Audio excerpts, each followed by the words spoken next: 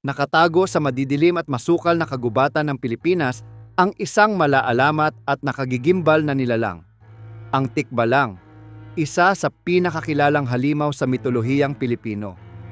Ito'y kahindik-hindik na nilalang na may katawang parang tao ngunit ulo ng kabayo.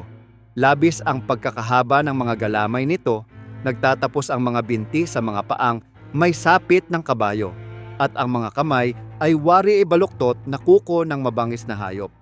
Madalas daw makita ang tikbalang sa makakapal na kagubatan at liblib na puok na siyang itinuturing nitong tirahan. Matutunton ang pinagmula ng paniniwala rito sa sinaunang anitismong paniniwala ng mga katutubong pamayanang Pilipino, kahit na hindi naman likas na hayop sa rehiyon ang kabayo. Gayunman, nabago at nahubog ang alamat sa paglipas ng panahon nang sumanib dito ang samut, saring impluensyang dala ng mga mananakop na Kastila. Kilala ang tikbalang bilang isang mapagbiro at mahilig manloko ng tao. Tuwang-tuwa itong ligaw gawin ang mga manlalakbay. Ginugulo sila upang maligaw sa gubat o paikot-ikot na maglakad hanggang sila'y mapagod at malito. At kung minsan ay inaatake pa. Hinihikayat din nitong akitin ang mga kababaihan. Sinasabing maaari pang magsilang ng panibagong tikbalang mula sa ganitong ugnayan.